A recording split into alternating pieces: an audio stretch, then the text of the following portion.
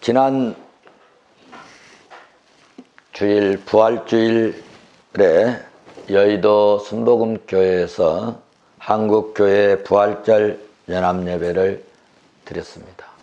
우리 경찰 보고마 협의회 대표 총재이신 소강석 목사님께서 부활절 연합예배 기쁜 부활의 기쁜 소식, 오늘의 희망이라는 그런 제목으로 은혜롭게 말씀을 증거하셨고, 정부 측에서도 참여하였는데 황희 문화체육관광부 장관이 문 대통령의 축사를 대독했는데 그 내용을 보니까 한국 교회는 언제나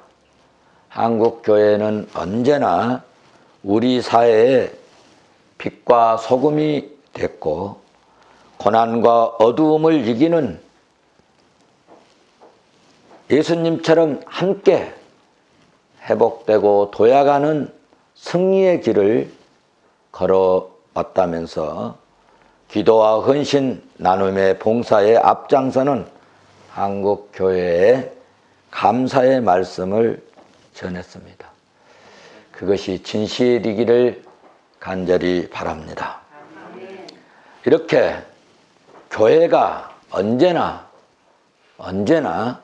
사회의 빛과 소금이 될 수 있었던 것은 예수 그리스도께서 십자가에서 죽으시고 사흘 만에 무덤에서 살아나셨기 때문인 것입니다. 우리는 사회의 빛과 소금의 역할만 하는 것이 아니라 예수 그리스도의 구속한 십자가의 그 사건, 예수 그리스도의 구속한 십자가로 말미암아 이 땅에서 저주받아 멸망에 이를 인간들에게, 사람들에게 새 생명을 이식시키는, 전해주는 일과 죄로 망할 이 세상에 인류의 유일하신 이 예수 그리스도, 인류의 유일하신 희망이 되신, 소망이 되신 예수 그리스도를 증거함으로 이 땅의 비전을 제시하는 성도의 삶이 되었으면 좋겠습니다. 사랑하는 성도 여러분, 우리가 믿는 예수 그리스도는 인간으로서는 도무지 할 수 없는 죽은 자를 살리신 분이십니다. 예수 그리스도는 사망을 이기시고 무덤 속에서 무덤문을 여시고 무덤에서 다시 살아나신 부활하신 예수님이십니다. 예수 그리스도는 우리 인간에게 구원을 주시고 암흑하고 어두운 이 세상에 빛을 주시고, 절망하고 좌절하고 낙담에 빠진, 절망할 수밖에 없는 상황에서도 주님을 만난 자들에게 소망을 주시고, 도무지 환경이나 여건에 일어설 수 없는 상황에서도 예수님께서는 비전을 주시고 살 길을 열어주신 분이 계시는데 그분이 예수 그리스도이십니다. 그렇다면 예수님은 도무지 어떤 방법으로, 무슨 능력으로, 무슨 권한으로 사망에서 생명을 주시고 우리에게 꿈과 비전과 소망을 주시는지 오늘 본문 말씀을 통해서 확실한 팩트를 우리가 점검하고, 그리고 말씀드릴 때 은혜 받을 수 있기를 주의 이름으로 축원합니다. 요한복음 5장은 예수님께서 예루살렘에서 이제 사역하신 내용을 기록하신 말씀이십니다. 1절에 나와 있어요. 1절 보시면 유대인의 맹절이 되어 예수께서 어디로 올라가셨어요? 예루살렘에 올라가시니라.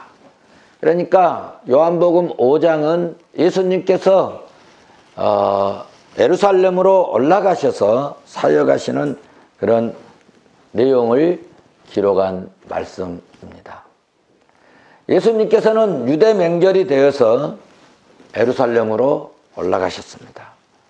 예루살렘에는 이 성전이 있었는데, 예루살렘에는 특별히 이제 성전에서 제사를 지내고 또 짐승을 데리고 가고 또 양을 데리고 가고 염소를 데리고 가는 이런 아주 그 문이 있었는데, 이 문을 양문이라고 하는데, 그 양문 곁에 뭐가 있었느냐 하면은 이 베데스다, 실로암 이런 연못이 있었습니다.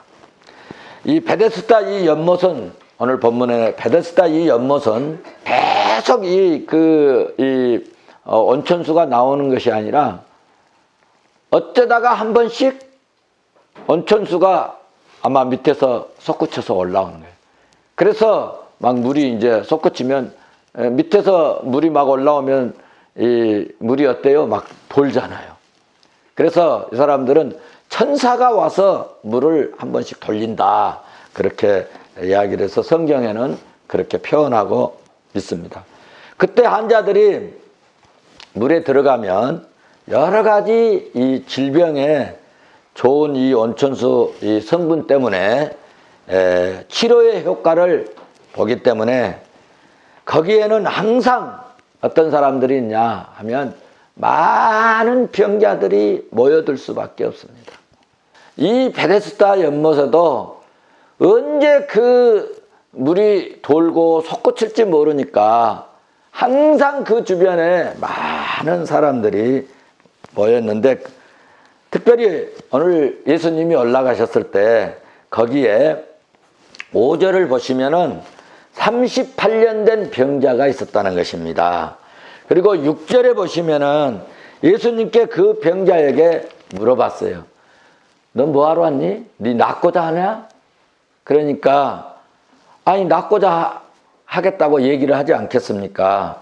그래서 낫고자 물에 들어가야 되는데 희한하게 먼저 들어간 사람이 낫는다는 거죠. 그래서 자기는 이 안진뱅이에서 물이 돌면은 들어가려고 하는데 미리 다른 사람이 다 들어갔고 이렇게 낫지 못하고 있습니다. 그러니까 예수님께서 8절을 보시면 일어나 내 자리를 들고 걸어가라. 아멘. 할렐루야. 아멘. 그 결과 9절에 예수님이 그 말씀하시니까 물 안 발라도, 물에 안 들어갔어도, 물속에 안 들어갔어도, 물을 닿지도 않았는데도 예수님이 말씀하시니까 어떻게 되었느냐, 그 사람이 곧 어떻게 했어요? 나아버렸다는 거예요. 할렐루야. 그러니까 여러분, 세상에 그 어떤 좋은 명약도요, 여러분 예수님 만나는, 그래서 여러분 그 어떤 보약보다도 신약보다 더 좋은 게 없고 구약보다 더 좋은 게 없어요. 믿습니까? 무슨 얘기인지 아시는가요? 곧 그 사람이 나와서 그렇게 놓고 38년 동안 안진병이었던 이 사람이 자리를 탁, 예수님 말씀대로 자리를 들고 걸어가니라. 9절에서 그렇게 말씀하셨어요.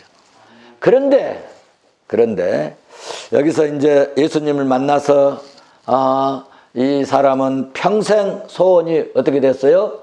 이루어졌습니다. 일어서 걸을 수 있는 기적이 일어났습니다.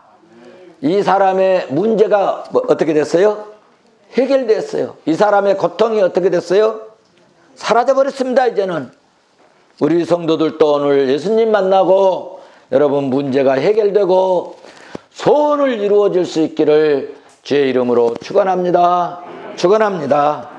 여러분 부활하신 예수님 만나서 우리 삶 속에 있는 모든 고통이 다 사라져 버리는 역사가 있기를 주의 이름으로 축원합니다. 자, 믿음은 바라는 것들에 뭐라고 그랬어요? 실상입니다. 여러분, 기독교는 믿음의 종교예요. 믿음은 바라는 것들의 실상이라고 그랬어요. 여러분, 믿고 기도하고 주님 도와주세요. 나는 할 수 없어요. 나는 여건도 없어요. 환경도 안 돼요. 나는 상황도 정말 할 수 없습니다. 그런데 주님이 도우시면 될 것 같으니까 주님 도와주세요. 믿습니다. 도우실 줄로 믿습니다 하면은 희한하게 하나님께서 너 그렇게 나를 믿냐? 돕는 자를 보내주시고 안 될 것을 되게 하시고 없는 것을 있게 하시고.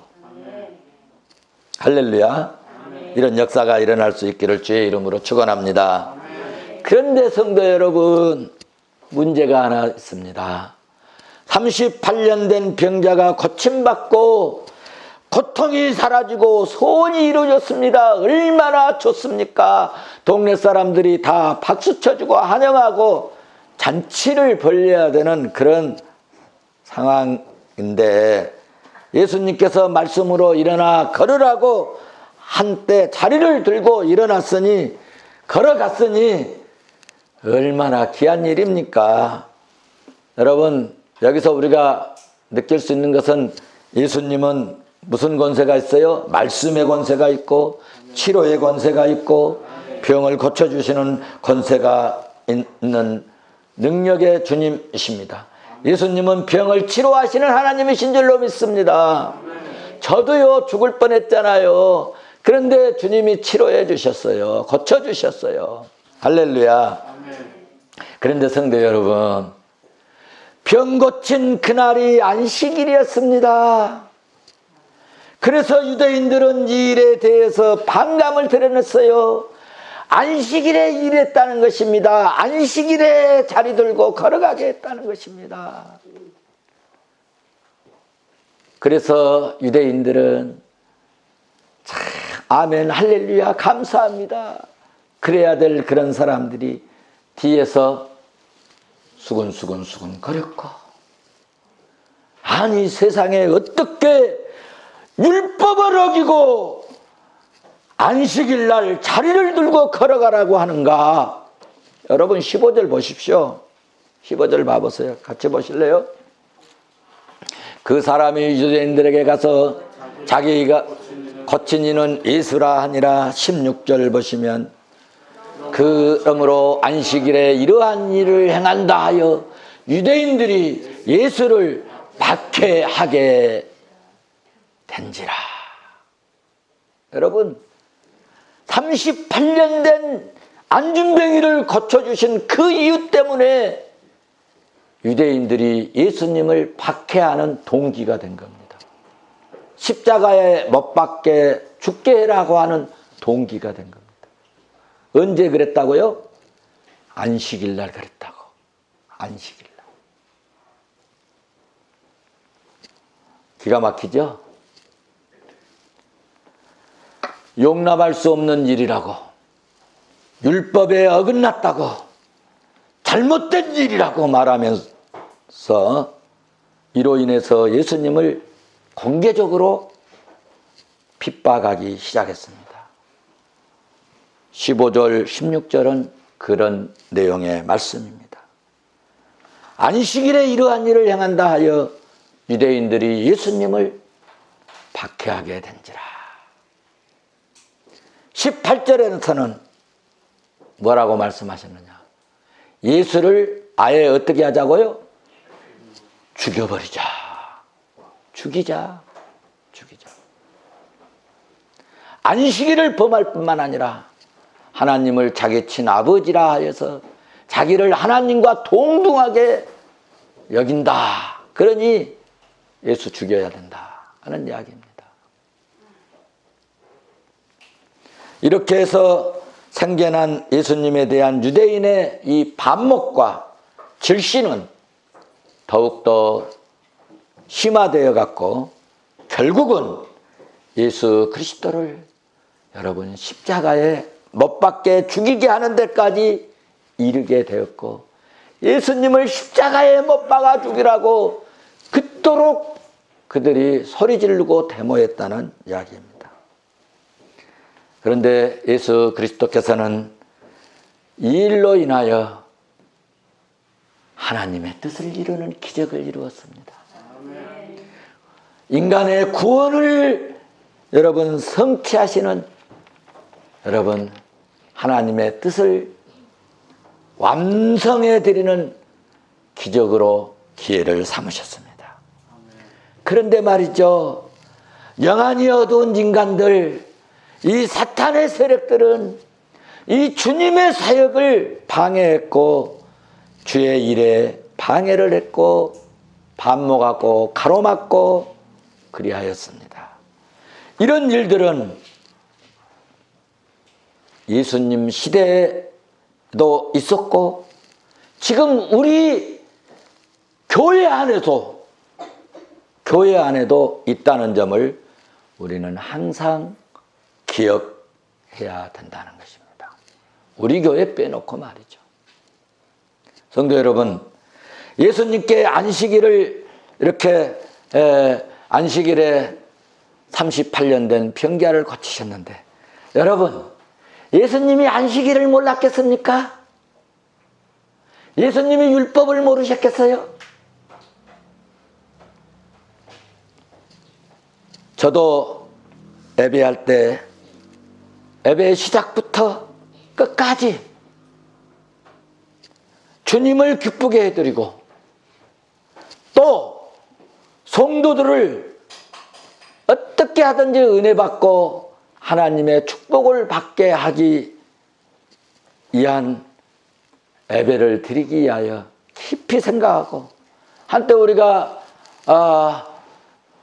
사역팀들 모이면 어떻게 하면 예배를 더 은혜스럽게 드릴까, 그래서 늘 의논하고 같이 혹시 좋은 안건, 좋은 의견, 좋은 방법 이렇게 생각해서 예배하려고 이렇게 합니다.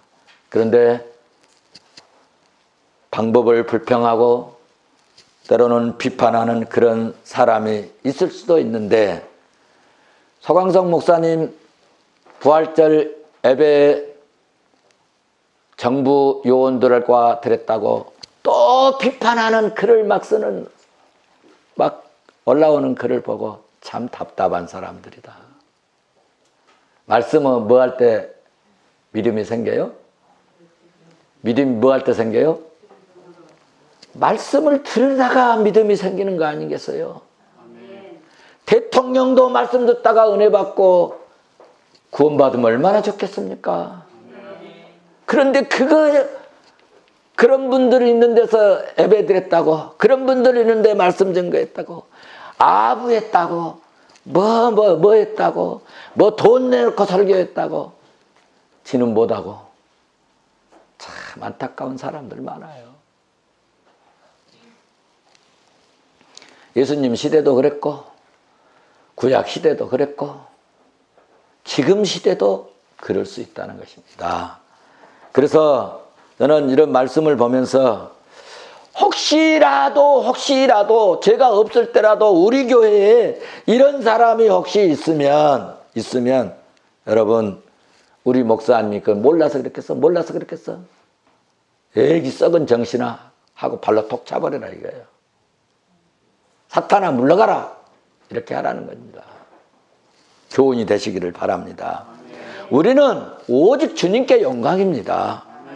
우리에게는 축복이 될 수 있는 그런 예배자로의 그런 자세가 필요하지, 비판하고 비판 글 쓰고 뒤에서 수근수근대고 목사님 쫓아내자 하고 예수님 죽이자 하고 이런 짓 하면 되겠습니까, 여러분?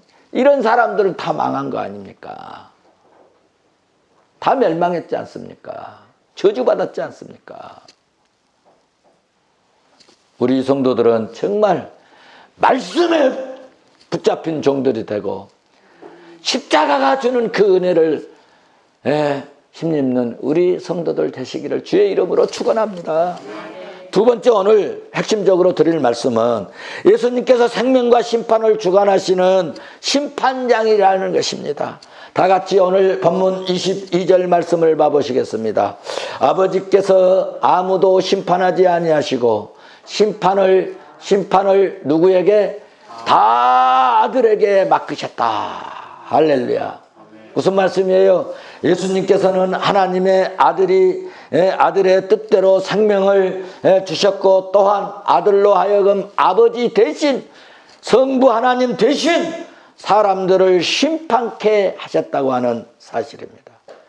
그러니까 성부 하나님께서는 세상을 심판하시고 사람들을 심판하실 때 당신이 직접 하시는 것이 아니라 성자 예수님께 그 고난과 그 권세를 다 임하셨다는 것입니다. 다 맡기셨다는 것입니다. 제가 때로는 기도에 제가 직접 인도할 수도 있지만 장로님께 맡길 때도 있어요. 제가 예배를 어쩔 때는 제가 직접 설교해야 되지만 전도사님께 맡길 때도 있어요. 임한 겁니다. 그러면 그것은 목사님이 하는 거나 똑같습니다. 믿으시기를 바랍니다. 또 27절 보시면 더 분명하게 말씀하고 있습니다. 또 인자됨으로 말미암아 심판하는 고난을 누구에게 주셨어요? 예수님께 주셨느니라. 고난을 인자 대신 예수님께 주셨다는, 그렇습니다. 예수님은 절대적으로 심판하시는 고난자이십니다. 한번 받아서 하십시다. 예수님은 인류의 심판자. 믿습니까? 사랑하는 성도 여러분, 이 세상의 사람들은 언제와 자범죄 때문에 죽음을 선고받은 것입니다. 선고받은 이 죽음을 선고받고 반드시 우리는 죽게 되어 죽을 날만 기다리고 있는 실상 죽은 자들입니다.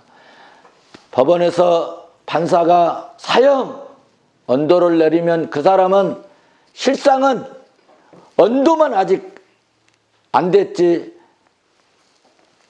집행만 안 되었지, 실상은 죽은 사람이요. 세상에 나올 수가 없어요.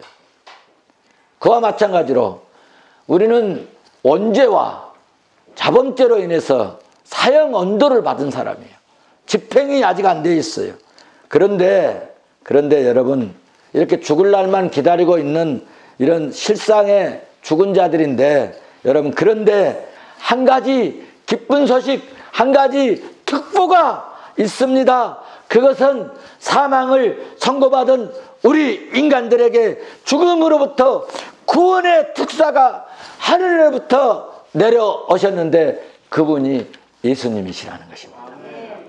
예수님께서 전 인류를 향하여 여러분 죽음을 면제하는 사명령을 선포하셨습니다. 그러므로 이제 누구든지 이 사명령의 이 말씀을 듣고 믿고, 말씀을 믿고 죽음의 자리에서 나오기만 하면 여러분 사망에서 생명으로, 사망에서 어디로? 생명으로 옮겨져서 구원을 얻게 되는 것입니다. 그래서 오늘 본문 24절을 보시면 그렇게 주님이 말씀하셨어요. 24절 보시면은 이렇게 말씀합니다. 내가 진실로 너희에게 이르노니 내 말을 듣고 또 나 보내신 이를 믿는 자는 영생을 얻었고 심판에 이르지 아니하나니 사망에서 어디로? 생명으로 옮겼느니라. 아멘, 할렐루야. 무슨 말씀입니까? 예수님께서 십자가에서 대속물이 되시고 그리고 태간 백성들의 이 구원을 확실히 성취하고 다 이루어 놓으셨습니다. 그래서 요한복음 19장 20절에서 주님이 십자가에서 하신 말씀이 있습니다. 내가 다 어떻게 하셨다고? 이루었노라. 내가 다 이루었노라 라고 말씀하셨습니다. 여기서 중요한 것은